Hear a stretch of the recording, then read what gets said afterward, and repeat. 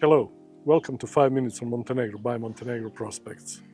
Today, with my lovely colleague and friend Ivana Vukicevic, we are going to talk about why would you buy property in Montenegro. I'm sure she got some right answers in her sleeve, so let's begin. Ivana, welcome. Thank you. Why buying property in Montenegro? There are many reasons, of course.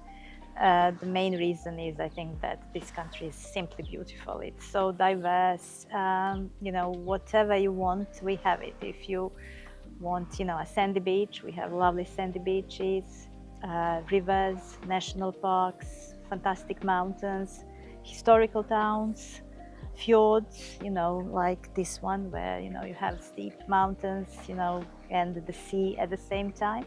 That's one thing, but I think the most important reason why buying Montenegro is that you are welcome here.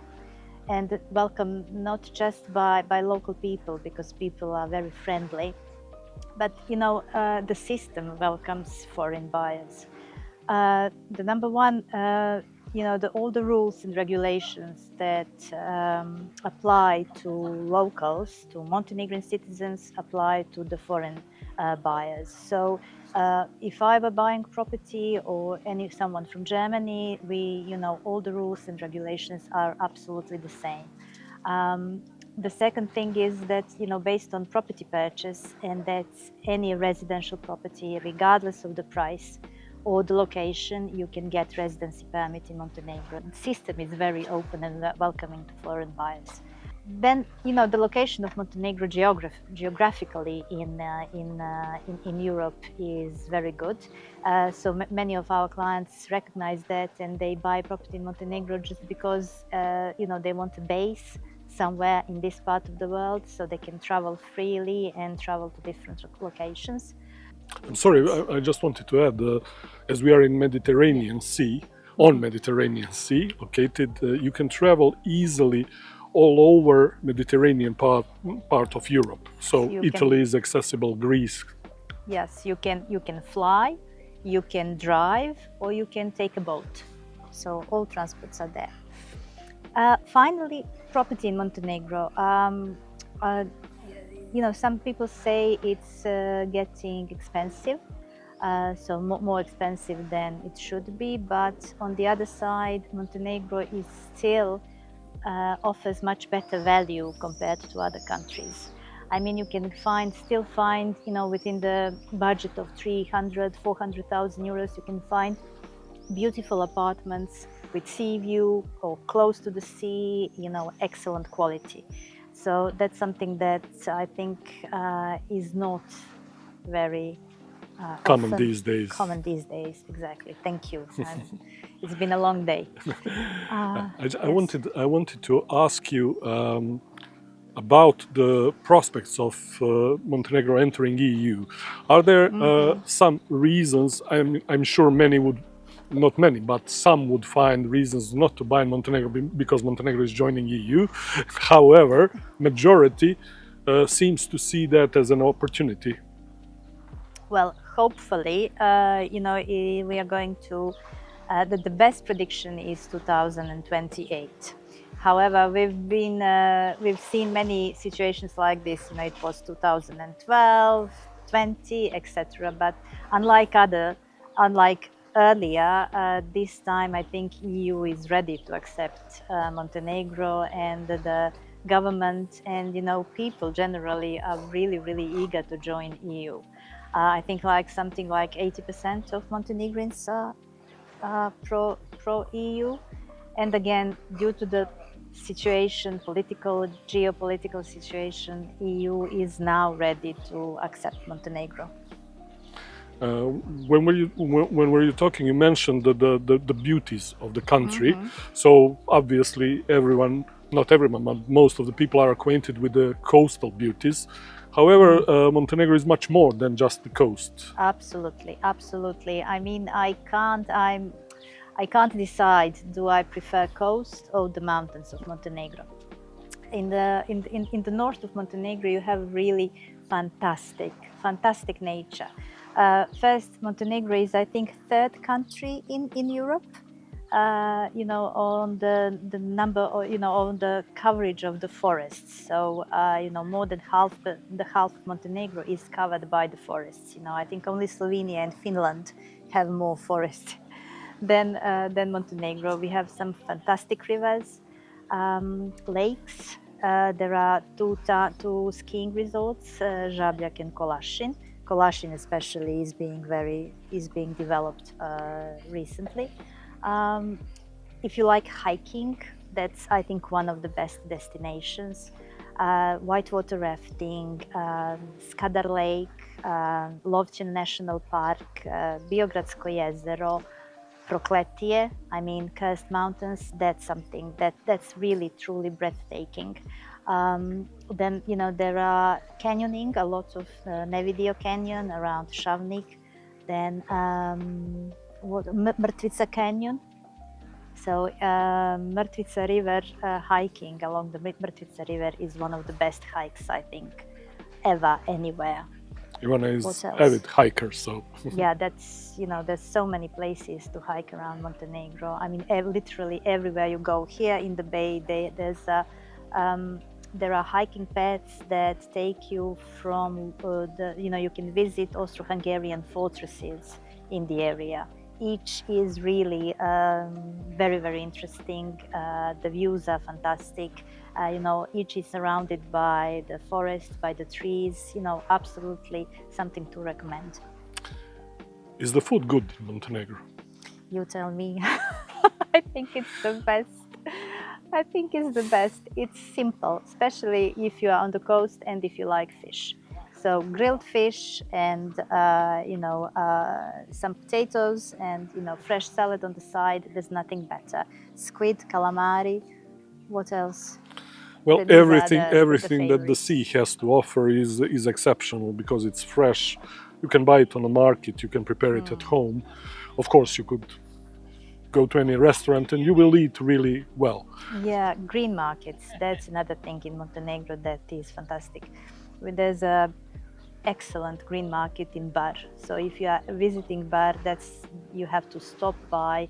There are, like 20, 30 different stalls, all fresh fruits and vegetables. I mean, just visiting is great. You have to buy some. You have to buy something. And produced locally, which is really something that differs.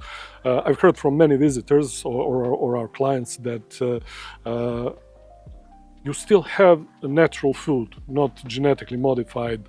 I mean, you can taste the real taste of tomatoes. Smells like tomato. Yeah. What about the properties, for example? Because that's what we do, Yeah. So properties, again, if you like old towns, old properties, we have that. If you like modern properties, new properties, we have that as well. The prices, again, I think are good value because you can buy, for example, a beautiful two-bedroom apartment for around 300,000 euros, somewhere even less. That apartment is within a complex with a pool, has excellent rental potential, excellent sea view, walking distance to the shops and restaurants. I think this is absolutely, compared to any other country on the Mediterranean, it's not easy to find all that in a single property. And because of geography, for example, in Boca Bay, you have mountains that go steeply to the sea. So that guarantees amazing views that you could get when you buy a house. Yeah, but the view, you have to choose views or the road access. The road access is usually a little bit steep, but you get the views. It's a trade-off that you need to take. What would you say about the taxes, for example? Because many of the people that are right now are considering, buying a property and moving here, because especially people from the colder climate that has the work that it's not that doesn't require steady presentness in the office, are considering coming here, moving here, and working from Montenegro. Yeah, so the taxes are excellent, great. Really, when we hear, our clients coming from other EU countries or all over the world, and when they tell us what are their taxes, you realize we are lucky. So the income tax is 15%, Yes. VAT is 21%, and that's about it. Purchase tax, when you buy a property, the purchase tax is from 3 to 5%, which is still much lower than in the other countries. Once you bought the property, you have to pay annual property tax and tourist tax. And maybe this is a good time to explain this famous tourist tax. So you have annual property tax, and everybody pays that. It's usually from 0.2 up to 0.8, 1% of the value of the property. It's paid once a year. Apart from that, there is so-called tourist tax, but there are two kinds of tourist tax. There's a daily tourist tax paid by people visiting Montenegro, and there is this annual tourist tax paid by the owners of the holiday homes. So for my holiday home in Montenegro, for the second property we have in Montenegro, we have to pay this tourist tax as well. It's usually around 100 euros per year. 150, again, that depends on the location and the size. So these are two, so the property tax and this tourist tax are the only fees you have to pay during the year Well, for owning the property. it's important to emphasize that costs of purchasing a property in Montenegro are still much lower than in most other Mediterranean countries. So over here, it's between 6 and 7%, something like that, Yes. with everything that you need Yes, to with pay. the translation, with the notary fees, with the legal fees, with the purchase tax. Sometimes you don't have to pay purchase tax if you're buying a new property from the developer. You don't have to pay purchase tax because the developer already pays VAT on that property. And this is also important to know that the sellers are paying agency fees. So, as a buyer, you don't have to pay agency fee. How are the expats, I mean, people that moved over here, do they mingle around with locals, or do they have their own societies? Yeah, I mean, they have their groups. I mean, in Boca, in Budva, in Bar, they have their own communities. But at the same time, a lot of them, really want to integrate with the local communities. They want to learn the language, which is not easy, but it's fun. So, and just to start their lives here. Many of them start working, having a job, and that all that helps. Being real estate agents, we have met many interesting people, many great people, and we are now friends with a lot of them. Well, since we wouldn't want you to think that we are only talking about lovely and good stuff, there are certain aspects that might be improved in the future. So, That's for a good way example, to say. infrastructure or healthcare Yeah. system.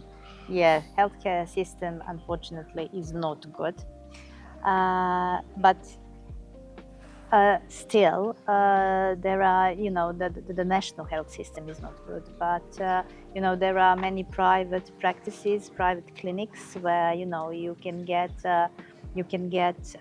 checkup, you can get appointment with the specialist, with the doctor for, I don't know, 50 euros, I think, is the appointment. That's regarding the health. What was the other thing? Well, the infrastructure. Yeah, the infrastructure. I don't think we should. We don't have to talk about that. But it's improving. Everything is improving, really. Yeah, exactly. And one more thing, school system. There are local schools, so that in every town, but also there are more and more international schools. There are two in Tivat, which are both very good. There is one in Bar. There are a few in Budva as well, in Podgorica. So if you want your children to study in their mother tongue or in English, there are options, or they can start local schools as well. So Of course, you can always educate them at your own risk at home. yeah. When we talk about bad things in Montenegro, I mean, like everything, many people love that everything is slow, that everything is polako polako. But after a while, that can become frustrating. So I suggest you just go along with that. Put it under the lifestyle thing. Yeah, exactly. You'll come around. Well, I guess we could talk for hours on this Yes. subject.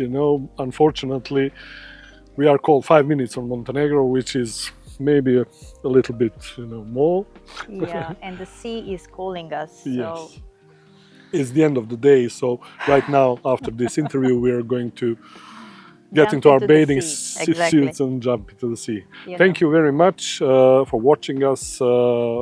For all contact details, you will find them in the description.